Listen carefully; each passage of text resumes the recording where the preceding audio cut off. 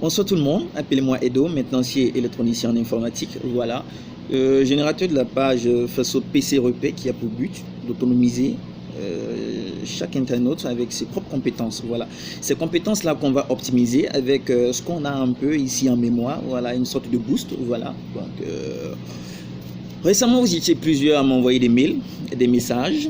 Voilà, sur ma page Faso PC Repé et aussi sur mon téléphone portable. J'en ai tenu compte, j'ai donc décidé de faire particulièrement cette vidéo là pour vous venir en aide, voilà, essayer d'être un peu plus proche de vous, voilà, pour qu'il y ait cette forte connivence là. Voilà, la majorité c'était pour le démarrage des ordinateurs. Beaucoup m'ont envoyé des messages, me disent que les ordinateurs n'arrivent plus à démarrer, ils se sont levés un matin, on essaie de démarrer l'ordinateur, ça ne fonctionne plus. Alors je vais vous dire, un ordinateur qui refuse de démarrer peut refuser de démarrer pour plusieurs raisons. D'abord, c'est l'électronique, voilà. Un problème de démarrage n'a rien à voir avec un problème de système. C'est à chaque fois, c'est l'électronique. Dans la majorité des cas, il peut s'agir d'un problème d'énergie statique. Il peut aussi s'agir d'un composant qui n'est pas installé comme il faut, soit la barrette mémoire RAM et la bougie.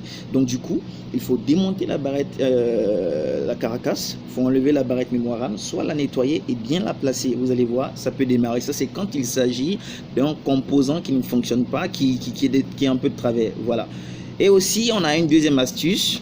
Ça, c'est relativement à ce que j'ai dit tout à l'heure, à ce que j'ai dit tantôt, le problème d'énergie statique. On prend l'ordinateur, comme vous le voyez ici, j'ai ôté la batterie, j'enlève la batterie. J'ai aussi déconnecté le chargeur il n'est pas connecté. J'ouvre ici mon ordinateur et on a là le bouton Power. Je vais maintenir le bouton Power pour un minimum de 20 secondes et un maximum de 60 secondes. Donc soit si je suis pressé, je prends 20 secondes. Au maximum 60 secondes, c'est juste pour vider l'énergie statique qui est au niveau de la 4 mètres. Voilà, l'énergie étant maintenant évacuée, je vais rebrancher le chargeur de mon ordinateur et du coup quand j'allume on va voir que ça marche parfaitement. Ça c'est quand il s'agit d'un problème d'énergie statique et ça c'est un fait courant, ça c'est très courant. Et on a aussi le matériel, le problème matériel. Voilà, autre que les condensateurs qui ont sauté, qui sont grillés, là ça demande une intervention électronique assez chevronnée. Voilà, un internaute ne peut pas faire ça s'il n'a pas de compétences en électronique. Voilà. Donc pour ce fait, il y a aussi là parfois des composants qui bougent. Voilà, vous voyez, des ordinateurs portables, c'est un peu comme un ordinateur bureau qui est restreint dans une petite boîte, dans une sorte de boîtier.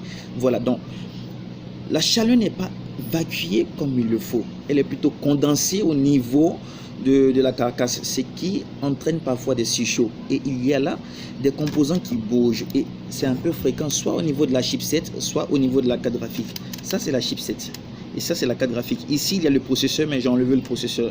Voilà, donc ça c'est la chipset, ça c'est la carte graphique. Donc qu'est-ce qu'on va faire? On va extraire la 4 mètres de la carcasse comme je l'ai fait là.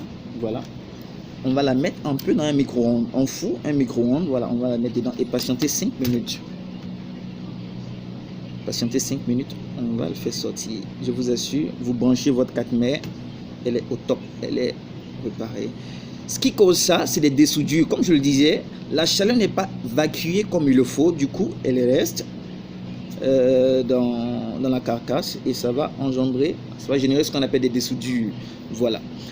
Autre que ça, il y a aussi le problème d'affichage. L'affichage, ce qui crée le problème d'affichage, c'est la carte graphique. Ce qui donne l'affichage, pardon, c'est la carte graphique. Tantôt, comme je vous disais, la carte graphique, c'est ça. Voilà, ici, on a une deuxième 4 mètres. J'ai enlevé la carte graphique parce qu'il fallait qu'on fasse un changement. Un client a envoyé son ordinateur pour qu'on fasse un changement de carte graphique. Voilà, donc ça, on va faire un changement de la carte graphique. Voilà pourquoi j'ai enlevé la carte graphique. On va mettre une nouvelle carte graphique. Autre que ça, voilà, si votre ordinateur n'a jamais été démonté comme il faut, voilà, vous avez au moins 99% de chances de réveiller votre carte graphique sans la changer. C'est-à-dire, vous démontez votre ordinateur, ça n'affiche plus. Quand ça n'affiche plus, ça veut dire vous allumez l'unité centrale, elle fonctionne parfaitement, mais il n'y a pas d'affichage, l'écran ça reste noir. Donc du coup, qu'est-ce que vous allez faire? On va prendre la 4 mètres, on va prendre le côté de la carte graphique là. Soit on la plonge aussi dans le micro-ondes ou dans le four, comme j'ai dit. À défaut de ça, on va prendre une bougie, on va mettre la bougie, allumer la bougie et la mettre en dessous là. Essayez de chauffer pendant soit 3 minutes, voilà. Pas de trop proche, au moins 3 jusqu'à 5 minutes. Voilà. Au fait, il y a des dessoudures. Donc la carte graphique s'auto-décompose de la carte mère. Donc ce qu'il faut faire, il faut chauffer pour que l'étain, voilà, les étains qui sont entre la carte mère et la carte graphique puissent se raffermir, devenir encore plus fine, et du coup ça va donner son affichage. Voilà.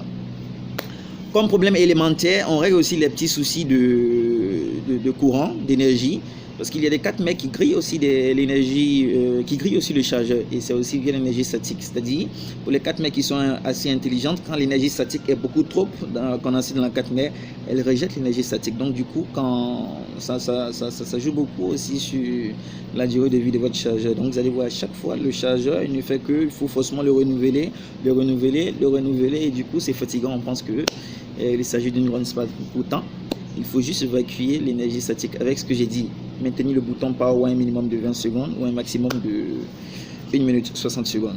On a aussi des problèmes de port USB. Voilà, quand le port USB il bug, il déconne. Tantôt, si ce n'est pas un problème de pilote, on va aussi vider l'énergie statique.